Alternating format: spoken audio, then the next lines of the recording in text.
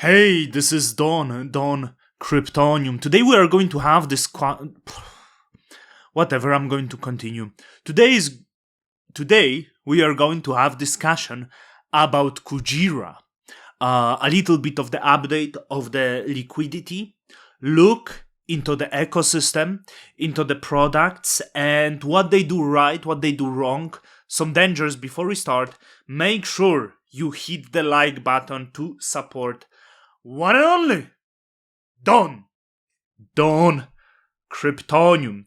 So we are going to start with the look at its liquidity, because something happened recently. So still looking back to the past year, total value locked in Kujira is just keep increasing, which is a rare view. In fact, all of the other blockchains, the total value locked is decreasing, which is not necessarily the issue with the blockchain itself, it's the issue with the drying liquidity of crypto. There was substantially more, I believe, liquidity escaping from the Cosmos ecosystem. I think maybe to some other layer 2s, etc. Especially when it comes to Osmosis, there is much less liquidity now. And it, of course, was impacted also by the Terra Luna collapse. A lot of liquidity drained there.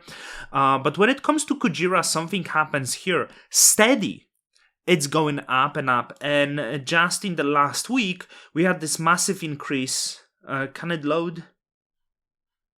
Seems, okay. I'm going to do some zoom here. And as you can see, it was just a few days ago, this massive spike in liquidity from 16 million to over 20 million. We were already at the 20 million before, close to the 20 million. Then there was a drop, and now, 27 million we have now. So I spoke to some people, and a lot of this is doing of the Manta DAO. But can you explain, is it really over 5 million coming from Manta DAO? I don't think exactly is that. So let's have a look into protocols. And interesting thing that Kujira is doing, I think this is the learning lesson that was from the other ecosystems, from the other protocols. When you look at its AMM, right, automated market maker, so when it comes just to the swap pools, which is important to say, it's not really the major product, right? But liquidity is important. And liquidity, when it comes to the AMM, spiked a lot because of the Manta DAO. I do have concerns about the Manta DAO. I like them. The people who built Manta DAO are excellent, very open, very communicative, very transparent, and they got just the right strategy. But of course, how you cannot have concerns? It's at the end of the day, cryptographic technology, and the risks are always there. So when you look at the total liquidity, this is nothing crazy. When it comes to main liquidity, Kuji and AMP Kuji, which I believe is stake version Kuji, is at 700k. Nothing crazy. You go to the Osmosis and the largest pool is like 18 million. The Atom ST Atom is 11 million, but it's hard to compare. But when you go down, it gets interesting, right? Interesting. So the pools on Kujira are not necessarily all bonded to Kujira, especially as you go down, which I think is much better strategy.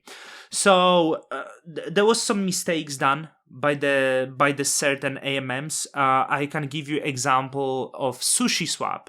SushiSwap, which Kujira does incentivize pool, but less. SushiSwap has high incentives, but it wasn't bonded to the Sushi token. So as the pool spread by a lot, the SushiSwap had a lot of issuance, and that was suppressing the price. Osmosis went similar way as the SushiSwap, and I actually like Osmosis. The user experience when it comes to AMM, the swap of Osmosis, is the best user experience we have in Cosmos. It's great AMM, but they did that mistake of high issuance and bonding everything to Osmo token, which is quite unforgivable. And I'm looking how they diversify from that, and I hope they can be actually successful diversifying from that. So when you look at the Kuji, it's not really the token that is used to, like, it's pushed for every pool. So Kuji is the first one. The second one, we have Axelar USDC with USK, which is the stablecoin, which is over collateralized stablecoin. There is always risk because over collateralized, you still do it with the other tokens, right? And surprisingly, the third one is Stars Manta. So Stargaze has very deep liquidity on Kujira because of the Manta. Manta itself is the DAO token, so there might be some risk, but I feel the Manta came with interesting strategy to actually ensure stability of the token by bonding it to other tokens. There is the risk. So like, for example, when it comes to Manta, what I'm afraid of Manta, that they will try to go too far, and do too many tokens. And if a lot of these other tokens will be the tokens that slide down one way, that will be troublesome. So far, it's not the case. As I said, Stars Manta is the largest pool. Manta USK, so we have large liquidity with stablecoin. There is Manta Axelar USDC, so another stablecoin, right? Manta Kuji, so in this case with Kujira. But also there's Wrapped BTC, quite deep liquidity. Wrapped STETH Manta, so and Shade Manta. Isn't Shade stablecoin, or it's Shade that issues stablecoin?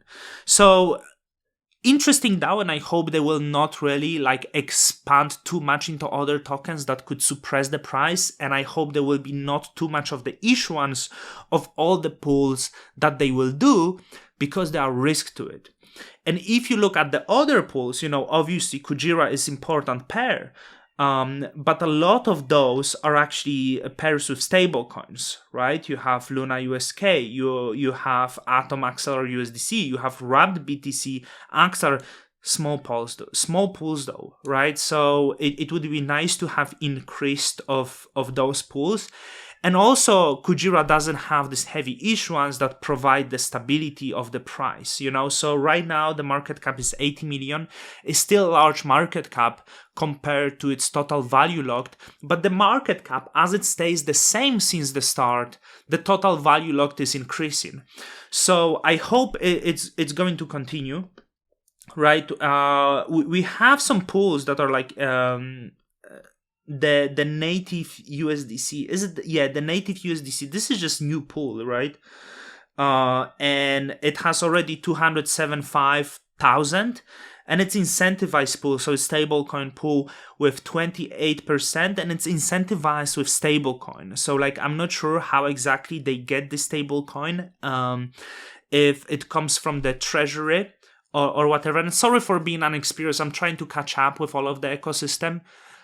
So sometimes I'm missing on some of those details. So this is one of the best APRs when it comes to the ecosystem, when it comes to the stable coin pair.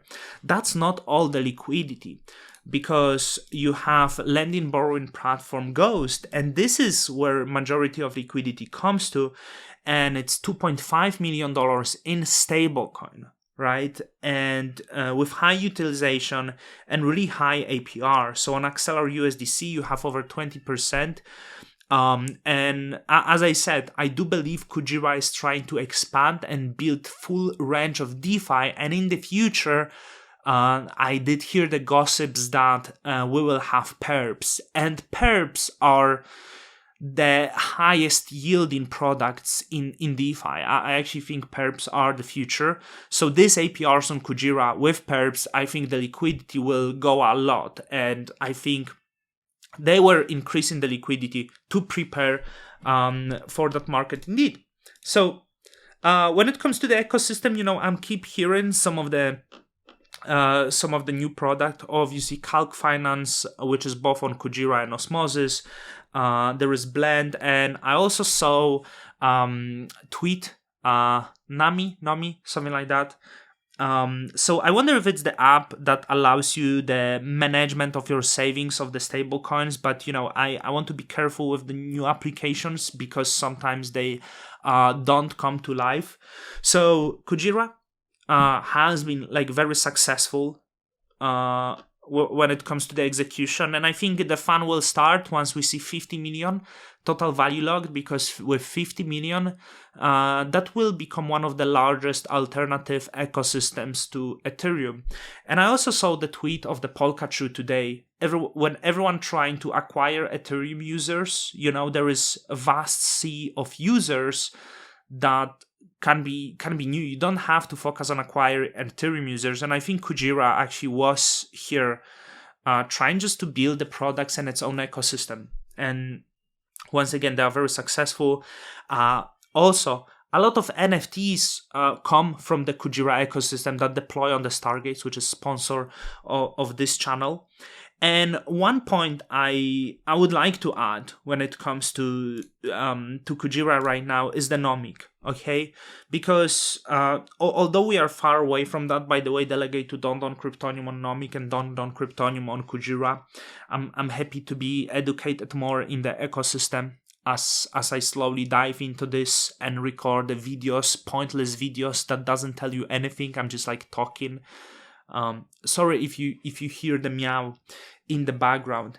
So we do have wrapped Bitcoin in Cosmos. So this is Ethereum version of Bitcoin. Okay, it proven to be successful. There was no exploit. Okay, but nomic, despite still not bringing product, luckily not trading, so the token has no value, and I think it saved them. Similarly, as because Kujira built in the bear market, it saved them from this bad feeling of dumping the price, But nomic trying to bring native Bitcoin to Cosmos. By native Bitcoin, I mean direct bridge from the Bitcoin network to Cosmos, trying to build a vibrant system where stakers of its NOM token earn the fees. So we don't know if it will be successful, but if that earns 10% of real yield in the Bitcoin, that's amazing bridge. Of course, dangerous will be if the stake is not distributed enough. Binary Holdings has a way too large stake, and when it comes to the bridges that are secured by the set of validator, it needs to be really diversified, so it's more difficult to exploit. Because if you have Tendermint consensus working the way that if you have over 33% power if on one hand, the blockchain could be halted and fully exploited if that's 67%, so it's not there, but I think it's well over 20% when it comes to binary holdings. So this is absolutely unacceptable for the breach. Similar way, Stride works when its assets are secured by the set of the validators, now secured by the Cosmos. When it comes to nomic, because it's Bitcoin, it's important. So if that would choose the Cosmos validators, it would be great. But I think it can find its own vibrant system. And if it's really generate 10% yield with the sizable market cap, it could be secure. So I'm mentioning nomic because I know one of the first protocols that actually on the testnet agreed to use nomic was Kujira. So I'm thinking once it launches, I think Kujira will be the first market that will try to utilize non-BTC. And as you can see, the Bitcoin liquidity on Kujira, wrapped BTC is not much, so maybe they will try to bring up the liquidity of non-BTC. So if that, I would bet on Kujira will be the major ecosystem for the non-BTC. I don't really see others being so confident about this, and because there is obviously competition when it comes to bridge BTC, and these other ecosystems are not so flexible in adding these new assets, these new protocols to the ecosystems. So I think nomic could be, I don't know when it happens, if it's in 3 months or 6 months, but that surely will be the thing. And then on top of that, imagine you have easy application that allows you to save in Bitcoin, as long as the bridge is secure, so you can easily purchase the application Bitcoin. But more, if you have perps trading, imagine you can use Bitcoin as collateral easily. That's also very helpful. right? So just dropping this this possibility, what comes for the DeFi. I'm more bullish for the DeFi than for the games. For example, bullish on NFTs, less on the NFT games as well. I think NFTs will have also part in the DeFi as well, so that would be more interesting for me. And I'm gonna drop because Meow wants something. Maybe he's hungry, or yeah, not sure. Delegate as much nomic to Don Kryptonium. We never been down, you know. So I'm not saying it never will happen. Oh, we top 30. So thank you. So first of all, thank you for the to Tank. Tank was excellent, delegated a lot, and he sparked more of the delegation. We are in top 30. Don Kryptonium on the 1% fee. You know, the node for nomic is very light, so the costs are really not high for the nomic, so it's okay to do 1%, because I just want to be big on nomic, and this 1% will help me to be big. But also, as the APR is high, that makes sense to keep 1%, because you know, a lot of the validators with this 300% APR, they essentially got this concentrated power delegating them to themselves, which accelerates the problem of distribution here. Okay, not cheating on other validators, obviously. Look, Polkachu also have 1%. It's the second, and somehow I trust Polkachu. Very active validator, like, and deserve the word, you know, like Polkachu should be first, not Binary Holdings. They would be slightly more confident, because I never seen Polkachu down. I never seen Polkachu ragging everyone, being dishonest. Polkachu is good. But for example, what this piece of shit is doing here, right? What is it even doing here, okay? So there is some validators I don't understand. Nostradamus I like. I used to stake with him before staking with myself, because now I have 1% as well, right? So yeah, decentralized Kujira. Good luck. I'm waiting to use the perps. I want to yield on the stable coins. I'm scared of like really buying any tokens. You know, I have the Kujira that was gifted to me from Dove. Maybe we'll add some Kujira, but overall I'm not into like buying like other ecosystem tokens as much. I want somewhere that let me yield on the stable. This video is already too long. Okay, bye. Don Kryptoniums out. Till the next time.